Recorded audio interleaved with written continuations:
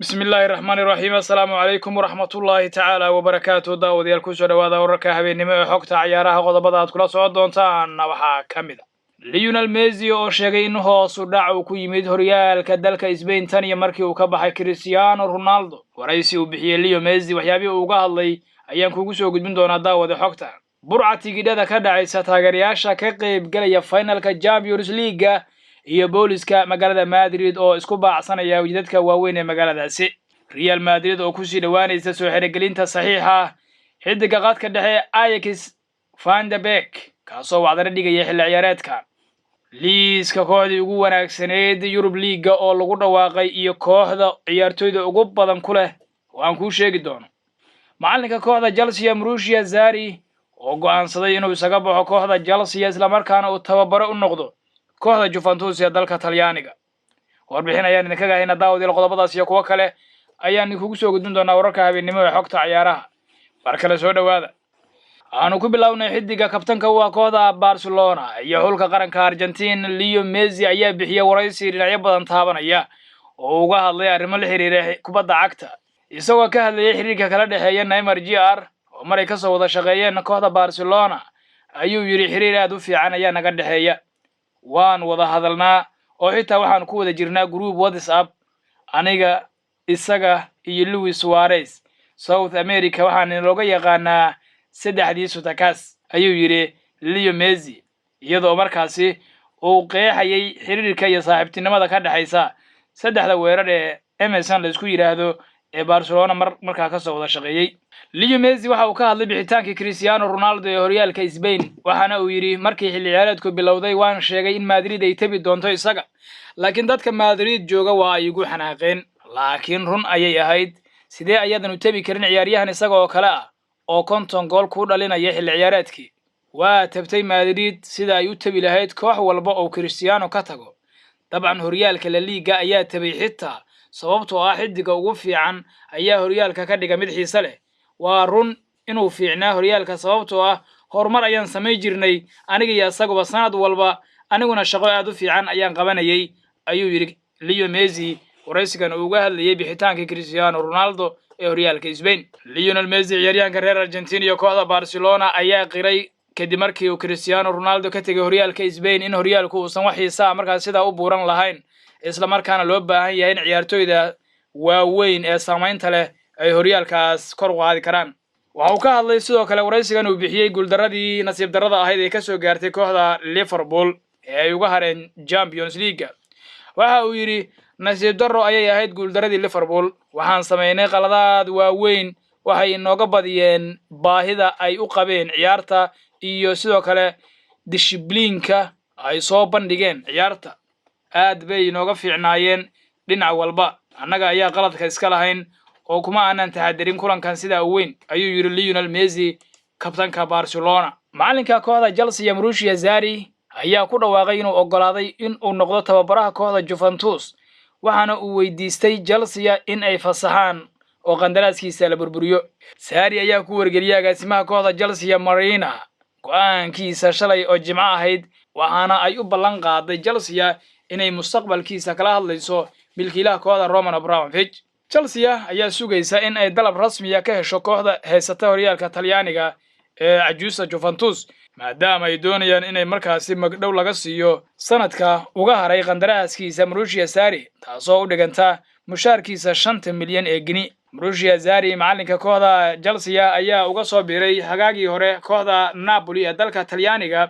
hal xilli ciyaareed oo kooxda la joogayna waxa uu kula guuleystay koobka Europa League isagoo kooxda markaasi kala sareynta horyaalka Ingiriiskana ay ku dhameysatay kaalinta saddexaad oo uu soo saaray Champions League kooxda Real Madrid ayaa u dhaqaaqaysa doonaysa saxiixa xidiga qadka dhexe Ajax 22 jirka lagu magacaabo Donny van de Beek kaasoo kamid ah ciyaartoyda Ajax ee wacdaraha soo bandhigay kulamadii Champions League ee kooxdu van de Beek ayaa kamid ah haatan saxiixyada ugu horeeya ee Real Madrid la xiriirinayo xilli ciyaareedkan inay la wareegto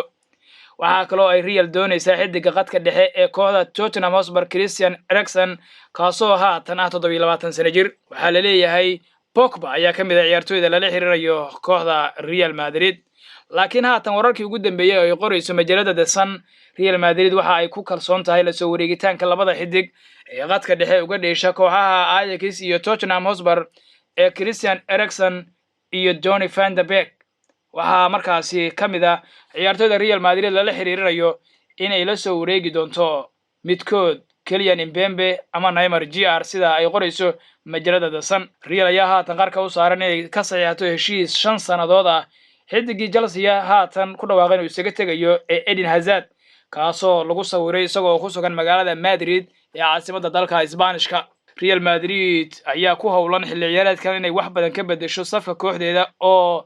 sanad musiiba ah markaasi soo qaadatay iyadoo macallin Zinedine Zidane uu doonayo in uu xidiga badan ka diro garoonka Santiago Bernabeu isla markaana uu kooxda ku soo biiriyo ciyaartoy badan oo markaasi uu aaminsan yahay wax badan inay ka bedeli karaan kooxda. liiska 18 ciyaartoy ee UEFA ay soo xulatay kuwii ugu fiicnaa Europe League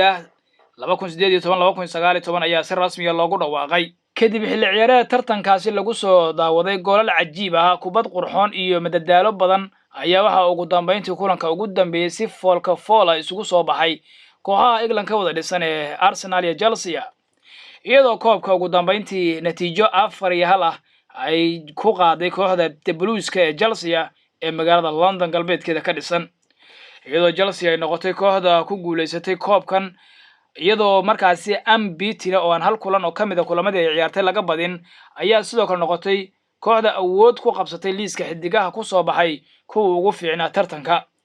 Blues ayaa 8 ciyaartoy ku yeelatay 18 xidig ee la soo xushay halka kooxdii ay finalka isku arkeen ee Arsenalna ay ku yeelatay 3 ciyaartoy oo kale kuwaasoo kala ah Sicid Kolasinac, Laurent Koscielny iyo Pierre-Emerick Aubameyang. Chelsea ayaa waxay markaasi si diriqiya kaga soo baxday kooxda Inter Frankfurt oo rigorayaal markaa ay kaga soo gudubtay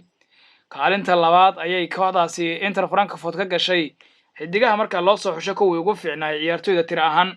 waxaa liiska soo dhammaystiray labada xidig ee kooxda Benfica Ajax Grimaldo iyo sidoo kale Joe Felix kuwaasoo la soo xushay walow ay markaasi kooxdoodu ay wareegii 8 dhamaadka ku hadhay. xidigaha Chelsea ee shahdan ku soo baxay waxaa kamid ah golaha kooxdaasi Arrizabalaga sidoo kale David Luiz iyo Azpilicueta difaaca dambe ee kooxda. waxaa kaloo kamid ah xidigaha ku soo baxay Jorginho qadka dhexe iyo N'Golo Kante oo isna qadka dhexe ee Chelsea ka ciyaara. weerarka saddex aflaha ah Eden Hazard, Pedro Rodriguez iyo Olivier Giroud ayaa kamid ah xidigihii Chelsea ee loo soo xushay kuwa ugu fiicnaa xilli ciyaareedka horyaalka Europe ee Europa League. wararka laga helayo magaalada Madrid ee caasimadda dalka Spain oo caawa uu ka dhacayo kulan xiiso badan oo dhex maraya kooxaha Liverpool iyo Tottenham finalka Champions League ayaa haatan waxay ku waramayaan in burca tigidhada ka dhacaysa taageerayaasha ka qayb galaya finalka Championka lagu arkay magaalada Madrid iyadoo jidadka waaweyn ee magaaladaasina ay isku baacsanayaan booliska iyo kuwa tuugada lagu sheegay. booliska Spain digniin ayay ka soo saareen arrintaasi waxaana ay sheegeen inay jiraan burcad isaga soo abaabushay oo ka howlgalaysa Madrid kuwaasoo isku dayaya inay tigidhada ka baxdaan taageerayaasha ka qayb galaya finalka Championka. booliska ayaa sheegay in kooxdan burcadaahi ay iska soo dhigayaan saraakiisha ammaanka iyo sidoo kale ilaaliyaasha garoonka iyagoo isticmaalaya agab been abuur ah si ay tigidhada uga xadaan taageerayaasha Tottenham iyo Liverpool ee ciyaarta ka qayb galaya. burcadan oo iska dhigtay booliska ama ilaaliyaasha garoonka Wanda Metropolitano ayaa taageerayaasha istaajinaya iyagoo u sheegaya inay doonayaan inay xaqiijiyaan haddii tigidhadoodu uu saxan yahay iyo haddii kale waxaana ay la soo baxayaan agab been abuur ah oo wax lagu hubiyo taasoo keenaysa baa la yiri in ay la cararaan tigidhada saxda ah. warar soo baxaya sheegaya in 100,000 oo taageerayaal ah ay marti gelin doonto maanta magaalada Madrid kulanka finalka Champions League ee kooxaha Premier League ee Liverpool iyo Tottenham Hotspur u dhaxeeya kulankaasi. waxaa adag baa leeyahay sidii loogu heli lahaa tigidho iyadoo UEFA ay markaa kooxdiiba siisay kaliya 17,000 oo tigidh. UEFA ayaa digniin ka soo saartay tigidho been abuur ah oo suuq madow lagu gadayo waxaana booliska ay sare u qaadeen howlgaladooda ay ku ciribtirayaan iibinta tigidhada been abuurka iyadoo waliba kuwa isku dayaya inay tigidhada saxda ah ka dhacaan taageerayaasha ay boolisku baacsanayaan. waxaa soo baxaya warar xan ah oo qabsaday magaalada kuwaasoo sheegaya in 4,000 oo tigidh oo rasmi ah in la iibin doono subaxnimada Sabtida laakiin UEFA ayaa beenisay warkaasi oo ku tilmaamtay mid waxba kama jiraan. si kastaba ahaatee caawa marka saacadu ay soo gaarto 10 habeenimo ee Geeska Afrika kulan xiiso badan oo Champions League finalkiisa ayaa waxa isku arki doona kooxaha Liverpool iyo Tottenham iyadoo saadaalin kala duwan laga bixiyay ciyaartaasi inta badan saadaash ayaa u badan in kooxda Liverpool ay ku guuleysan karto finalka Champions League inkastoo kubadda cagta wax walbaahi ay suuragal ka yihiin ugu dambeyntiina xidigii hore ee kooxda Arsenal Jose Antonio Reis ayaa shil gaari ku geeriyooday maanta kooxda La Liga ka dhisan ee Sevilla ayaa warkan ku shaacisay qoraal ay soo dhigeen bogooda rasmiga ee Twitterka warka xun oo aan xaqiijin lahayn ma jiro ayaa lagu yiri war qoraal ah oo ay soo dhigtay kooxda Sevilla bogeeda xidigii la jeclaa ee Sevilla Jose Antonio Reis ayaa shil gaari ku dhintay ayaa lagu yiri qoraalka Jose Antonio ayaa dhintay isagoo 35 sano jir ah waxaana markii ugu dambeysay uu u ciyaarayay kooxda Isbaanishka ah ee Extremadura Reis ayaa waayihiisa ciyaareed ku bilaabay Sevilla isagoo ka soo baxay akademiyada kooxda Andalusia waxa uu u wareegay kooxda Premier League ka dhisan ee Arsenal bishii Janaayo ee 2004 iyadoo Arsene Wenger uu ku soo iibsaday lacag gaaraysa 17 milyan oo gini qof walba oo Arsenal jooga waxa uu ka murugoonayaa warka amagaa kale ee ku aadan in ciyaaryahankii hore ee Jose Antonio Reis uu maanta ku geeriyooday shil gaari oo ka dhacay Spain ayaa lagu yiri qoraal ay soo saartay kooxda Arsenal ee dalka Ingiriiska ka dhisan daawadayaal inta ayaan ku soo gabagabeynaya wararka habeenimo ee xogta ciyaaraha intaan warar la mid ah dib u kulmayno nabaday daawade fadlan haddii aad ku cusub tahay boggan xogta ciyaaraha subscribe noo saar page-ka mahadsanidin